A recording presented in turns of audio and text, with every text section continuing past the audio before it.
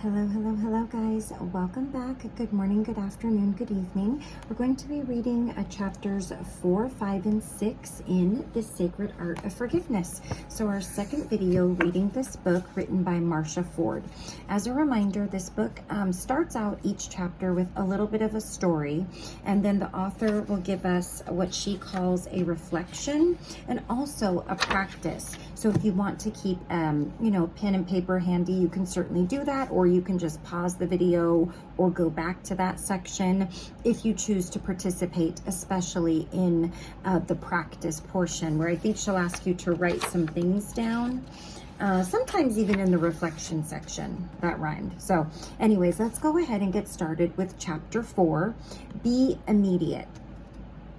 People who have learned to develop a healthy sense of humor in order to get through life figure out pretty early on that they also need to develop a finely tuned sense of where the line is that they should never cross. Humor can be hurtful to others and embarrassing to everyone. When you're on such a roll that you ignore all the flashing warning signs indicating that you've gone too far, or that you never should have put your perpetual joking machine into motion in the first place. On occasions when you somehow resisted the temptation to say something that you thought was funny and quickly realized how inappropriate your remark would have been, you have to believe that there really is a God who is powerful enough to shut your mouth for you. One such occasion stands out in my mind like no other. A glance at caller ID told me one of my brothers, who hadn't called me in years, if not decades, was at the other end of that ringing telephone. My first impulse was to answer with some witty but wickedly sarcastic remark. But when I opened my mouth, all I said was, "Hello." Weird. Whatever that long-forgotten one-liner was, I'm sure it was a good one.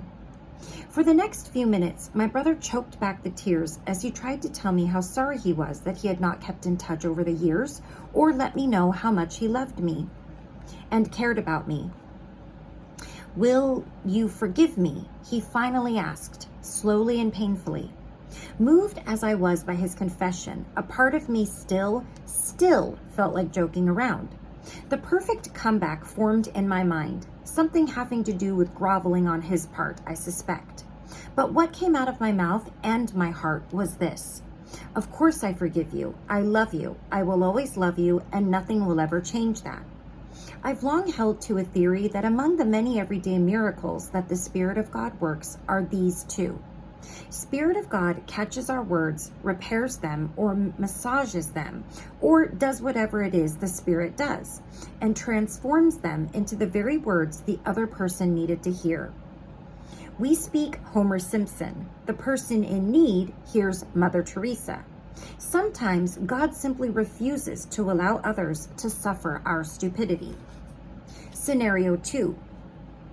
We think of something completely inane that we intend to say to someone who needs to hear something completely profound, and the Spirit of God goes to work on our thoughts before we ever give voice to them. This is one of those acts of God for which we should lie face down on the floor for days in deep and abiding gratitude. That's what I felt like doing after that phone call, and here's why. When he regained his composure, my brother told me he had prayed a very specific prayer before he dialed my number. He said he wasn't sure God could ever forgive him or even love him, so he had prayed, "God, the first thing Marcia says when I ask her forgiveness, I'm going to take as coming from you too. If she forgives me immediately, I'll finally believe that you will also forgive me." Dear God in heaven, I nearly sank to my knees when my brother told me that. My mind whirred with the enormous responsibility he had placed on me. What if I had launched into a 3-minute "No Way Jose" stand-up routine? Or worse, what if I had put the jokes aside and slipped into lecture mode, pausing for an oh-so-superior moment before taking a deep breath and telling him that yes, it was high time he owned up to his negligence and disregard for my feelings? Look again at the words he had heard instead. Words that he believed came straight from the heart of God. "Of course I forgive you. I love you. I will always love you, and nothing will ever change that." God forgave him. God loved him. God would always love him. Nothing would ever change God's love for him. We know our words can have incredibly serious repercussions, but so can our silence, our hesitation, our dramatic pause for effect, our tone of voice, once we deign to extend our forgiveness to a mere mortal. I recall one incident in particular when I was on the receiving end of that kind of forgiveness. My friend's lengthy pause, followed by an exaggerated sigh, told me she intended to make me twist in the wind and thereby teach me a lesson before she would condescend to forgive me. That's not forgiveness, that's meanness. Whenever possible, whenever we know deep down that we can genuinely forgive an offender who has sought our forgiveness in true humility, we need to extend our forgiveness without hesitation. Our slightest pause can communicate a message we never intended: uncertainty, reluctance, even insincerity. Forgiveness is too important a gift to be withheld even momentarily. Reflection. Has anyone ever made you twist in the wind? If so, you know how demeaning their attitude was. Now be honest. Have you ever made someone else twist in the wind for a while before you gave in and forgave her or her accepted apology? Or accepted her apology? If so, you now know how condescending you appear to her. I suspect it's probably time you apologized for that. Bluntness can be a big help in getting you through such a humbling experience. You know, I was a real jerk back when you apologized to me for fill in the blank. I should have forgiven you immediately, but no, I just had to try to make you sweat it for a while. I cannot believe how rotten that was, and I'm so sorry I ever treated you that way. Will you forgive me? Oh, and I'll understand completely if you don't answer right away. And here's the practice. Here's one way you can practice immediate forgiveness so you'll be better prepared when a real opportunity comes along. If you're like me, your blood often reaches a boiling point as you read the newspaper or you listen to the nightly news or go on the internet. Maybe it's a political issue that gets you riled up and you become particularly incensed at those who muddy the issue with false information or deceptive tactics. Your head fills up with one comeback after another. All those things you'd like to say if you were face to face with that scurrilous politician or inept expert or ignorant spokesperson. Perfect opportunity to practice forgiveness. There's no way you can do it in person, so it's risk-free. You can immediately and without humiliation forgive the talking head. I have to do this way too often with fellow journalists that I thankfully will never meet. I mentally forgive them for being such a blight on a profession I hold so dear. I think I'd like to say that's more the author's opinion, obviously, as it would be your opinion if you felt that way about certain things. Now we have a few quotes in this chapter, as each chapter has, and I'll read them to you. A wise man will make haste to forgive because he knows the full value of time and will not suffer it to pass away in unnecessary pain. Samuel Johnson. Forgiveness is the great yes. Acting in accordance with the highest ideals of our tradition, I do not have a choice of whether I should forgive you, but whether not I will, and I must if I want to be alive. Martin Buber. Be even-tempered, content with second place, quick to forgive an offense. Forgive as quickly and completely as the Master forgave you. Colossians 3:13 in the Message. Whoever is devoid of the power to forgive is devoid of the power to love. Martin Luther King Jr. All right, chapter 5, Activist Anger. It's been some 25 years since I met a young woman I'll call Sylvia. At the time, she worked with the National Council of Churches on a project to promote breastfeeding or provide infant formula or purify the water from mixing powder formula. I've long since forgotten her exact focus for women in what were then called third world countries. Though I can't for the life of me remember specifically what her mission was, I will never forget the intensity of it. Every big and little aspect of her life in some way related to that mission. And every person she met, me included, was in some way responsible for the plight of these women whose babies were dying. As important as her mission was, her anger and hostility toward just about everyone who didn't share her single-minded focus caused more people to ignore her than to contribute to her cause. After spending a couple of hours with her, I came to one irreversible conclusion. I wouldn't make a very good activist.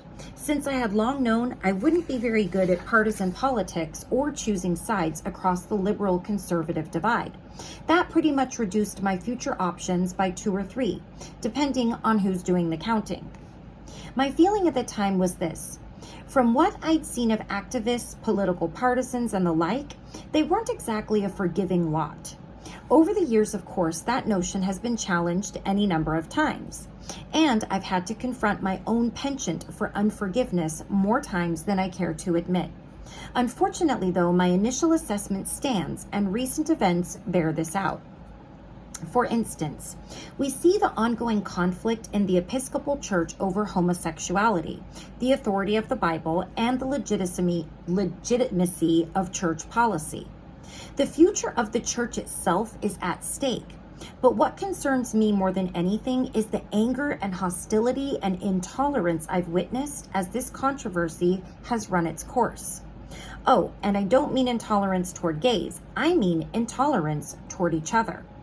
The anger and hostility and intolerance I'm talking about has been directed by Christians against Christians. And yet, week after week, Christians join hands and they pray the Lord's Prayer, failing to recognize the disconnect between their words and their actions. We've seen parents forgive the very people who took the lives of their children. Survivors forgive murderous terrorists. Rape victims forgive their attackers. High-profile victims like missionary Gracia Burnham openly and genuinely forgive militant abductors and cold-blooded killers. But people of faith on opposite sides of a supercharged issue like abortion or homosexuality, for some reason, find it difficult to forgive one another. Or consider the war in Iraq. I recently heard a Washington Observer say that in her 30 years as a political insider, she has never seen the level of bitterness that has pervaded the Capitol and the country in the aftermath of the war. Bitterness stems from an inability to forgive, and the inability to forgive prevents the kind of bipartisan cooperation it's going to take to solve the very real and immediate problems our nation is facing. And I don't just mean a one-time expression of forgiveness. I suspect that if two individuals on opposite sides of the abortion debate, for example, felt the need to ask each other's forgiveness, each one would eventually extend it. Likewise, two political adversaries might find that they actually like each other as human beings and grant forgiveness as well. What is sorely needed, though, is for all of us to cultivate a lifestyle of forgiveness toward entire groups of people, not compromising on our convictions, not backing down on what we believe to be right, but living in an attitude of ongoing forgiveness toward each other. It's not enough to point to the many times we have forgiven others, even those who continue to hurt us. Forgiving your spouse for being insensitive to your needs does not cancel out the necessity of forgiving all those dastardly Democrats or Republicans, pro-abortionists or anti-abortionists, pro-gays or anti-gays. Try as we might to get around it, there's simply no such thing as partial forgiveness in the kingdom of God. It gets harder, of course, especially when we get to the point of figuring out why we resist forgiving others. Any good counselor has the answer to that. We find it hardest to forgive in others the character flaws we see in ourselves. Your militancy exposes my militancy. Your intolerance reveals my intolerance. Your judgmentalism reflects my judgmentalism. Your pride mirrors my pride. Not a pretty picture, but an accurate one. But seeing ourselves in that not so pretty picture is exactly what it takes to cultivate forgiveness toward the opposition. When we feel passionately about an injustice or sin or any one of a host of theologically and socially controversial issues and are tempted to take an unforgiving stand against those who disagree, that's when we are most in need of understanding our own character flaws. If your narrow-mindedness makes me seethe, you can be pretty sure that I have a few narrow pathways in my own mind. It's never easy to take a hard look at ourselves. We want so much to believe that not only are we right, but we are also better than others, better than we used to be, better at reaching those right conclusions that we cling to so tenaciously. But forgiving others becomes so much easier when we realize that those others aren't all that different from us, or maybe better, that we aren't all that different from them. We can be passionate about a cause without causing strife. We can fight for what we believe in without fighting people. We can work toward eradicating injustice without treating others unjustly. It just takes a little face time with our own image. Reflection. Take a good hard look at yourself. Not literally, of course, unless you think it would help. Spend some time in self-reflection by reflecting first on what it is about your opposition that bugs you the most. Let's suppose that your congregation is embroiled in that age-old conflict that has torn many a house of worship asunder, deciding on the color of the carpet. You and your buddies want blue. Your opponent and his cronies want red. This has nothing to do with states' voting colors, honest. You are absolutely certain that blue is exactly the color God wants the carpet to be, and you cannot believe that this other renegade group is being so stubborn about it. Red? How can they keep insisting that God prefers red? They're just being difficult. That's all there is to it. Stubborn, insistent, difficult. 3 words that just may require a bit of reflection. Practice. Most of the issues that we become so incensed about are complex problems that defy simplistic solutions. We're so quick to offer our opinions on how a wrong can be made right, but the truth is we each have a very limited perspective on any given situation. We need the help of someone with a much broader perspective. That would be God. All right, let's go back to chapter 5's quotes. What does the Lord require of you but to do justice and to love kindness and to walk humbly with your God? Micah 6:18. If you hate a person, you hate something in him that is part of yourself. Herman Hesse.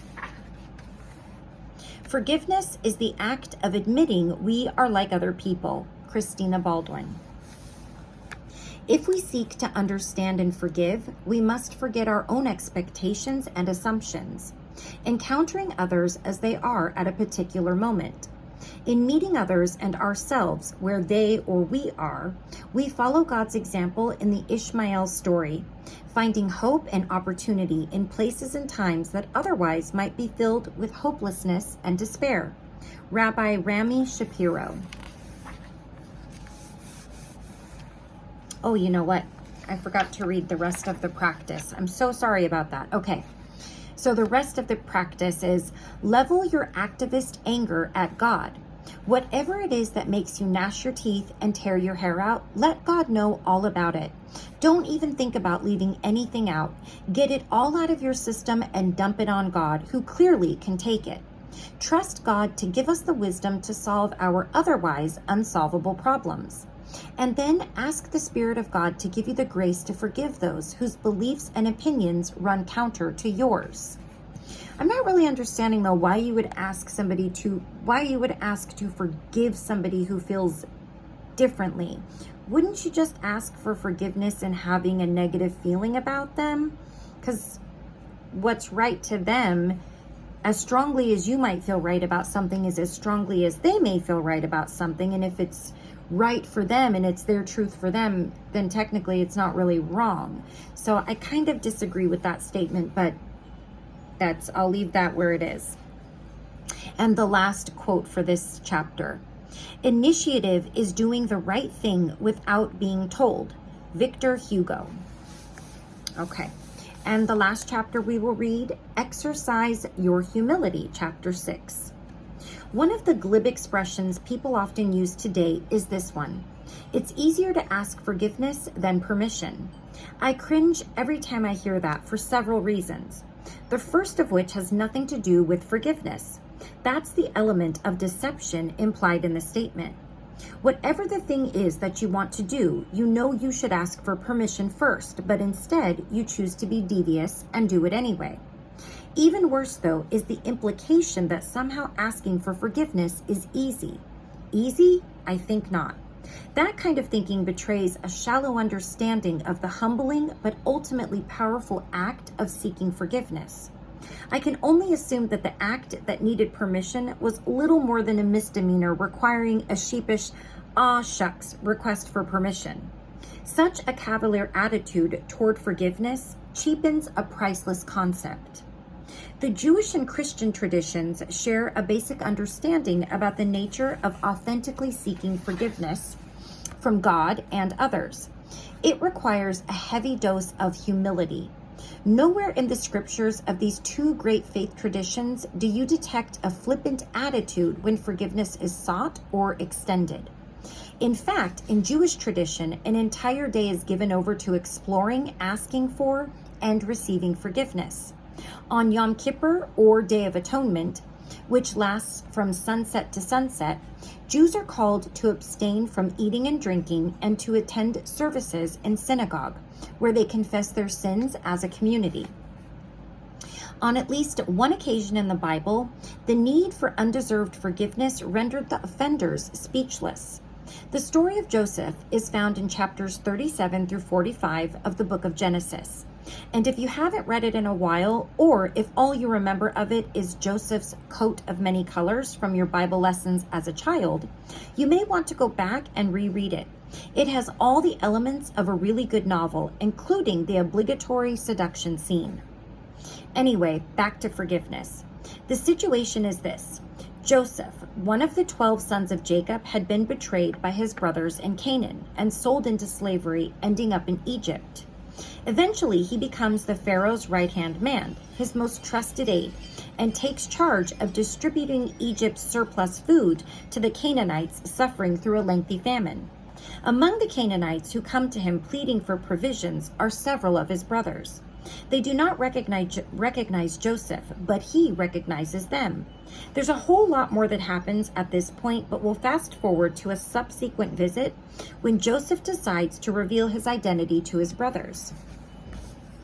Now at this point, Joseph is overcome with emotion at the prospect of this imminent reunion with his brothers and eventual reunion with his father. The brothers, however, are overcome with a different kind of emotion: shame. Oh, and fear. When Joseph reveals who he is and asks if Jacob is still alive, his brothers cannot utter a single word. They're in shock, pure and simple. Joseph immediately assures them that he means them no harm. Before they even have an opportunity to beg his forgiveness, Joseph grants it. He turns the focus away from their treachery and toward God's goodness. "You may have thought you were punishing me," he tells them, "but look what happened. God put me in a position to save your lives." I don't know about you, but I'd say that's a fairly healthy response to betrayal. I love the story of Joseph. I love the way the story brings God's work out from behind the scenes and places it in front and center. I love the way he forgives his brothers so completely and the way he lavishes the riches of the kingdoms on them. And I love the way he embraces them with sheer joy. Joy, yes, that's another byproduct of a lifestyle of forgiveness. But back to humility and its negative counterpart, pride. Humility is an absolutely essential ingredient in both the seeking and the granting of forgiveness. Pride is an absolute impediment to both as well.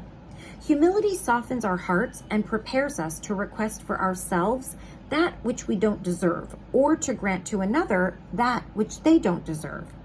Pride hardens our hearts and insists that we neither are in need of forgiveness nor are obligated to offer it. Look again at the story of Joseph. If anyone had legitimate cause to be proud and arrogant, it was Joseph himself. Rejected, abandoned, enslaved, falsely accused, unjustly imprisoned, and forgotten for years, he later rose to the second highest governmental position in Egypt. Equipped with nearly unlimited power and authority, he could have dug in his heels and made his brothers die of starvation by withholding the food that would have saved them. Or, if a slow death was not to his liking, he could have simply had them executed. Despite the enormous amount of power he possessed, he humbled himself before his siblings. He knew that his earthly power paled in comparison to the spiritual power of forgiveness and reconciliation. Here's the reflection. Pride can be one of the most insidious flaws in our character due to its uncanny ability to blind us to its very existence. We're more apt to be aware of our dishonesty or manipulation or unfaithfulness than of our pride. We need help to root out those prideful areas that are all too often hidden to us but are evident to others. We can either live in denial that pride is a problem for us, or we can ask God to expose our pride so we can finally deal with it. Trust me, that first option may look appealing, but sooner or later some other mortal is going to bring you up short by pointing out what an arrogant so-and-so you are, and that's never fun. It's much better to humble yourself before God and ask the Spirit to illuminate the dark corners of your nature, where you've allowed pride to lurk for far too long. If you make that request known to God today, there's a fair to middling chance that you're going to be pretty miserable for the next few days. Because no matter how gentle the Spirit is in exposing your pride, it still makes for an awfully ugly picture. But then you get the payoff. A heightened awareness of those areas of your life that you need to work on, and an enormous amount of help from God to make that work effective. What's a couple of days of misery compared to a less arrogant future? I'd say the payoff far exceeds the investment. And now here is the practice. Choose one day this week to focus on humility. Decide that on this one day you will capture every prideful thought and temptation and turn it into a humble action. Let's say a colleague criticizes your work and your nose gets decidedly out of joint. Put your nose back in its place and ask God to show you quickly how to respond from a place of humility. You may find yourself thanking your colleague for pointing out a problem you need to fix, or not. In any event, you'll probably succeed in deflating the attitude of your colleague, who's likely to be all puffed up with their own pride and fully expecting a fight from you, which you've just denied them. 10 big points for you. Not that we're keeping score or anything. All right, so let's wrap it up by reading the quotes in chapter 6. God resists the proud, but gives grace to the humble. 1 Peter 5:5. Jesus said, "Whoever humbles himself as this little child is the greatest in the kingdom of heaven." Matthew 18:4. Humility is not a grace that can be acquired in a few months. It is the work of a lifetime. Francois Félinon. What makes humility so desirable is the marvelous thing it does to us. It creates in us a capacity for the closest possible intimacy with God. Monica Baldwin. And the last one. The only true forgiveness is that which is offered and extended even before the offender has apologized and sought it. Soren Kierkegaard. All right, so that wraps up those chapters. And I don't know if you're going to be practicing the reflections or the practices. I think I might do a few of these. Some of these I don't need to write down. I can pretty much think of situations right away. I think a lot of people can say that. So we'll see how easy those come to me chapter by chapter, if I need to write things down or if I have a list in my head already. So thank you so much for joining me. And until next time, please take care of yourself. Please take care of those around you. I will see you again very soon for the next few chapters. Bye-bye.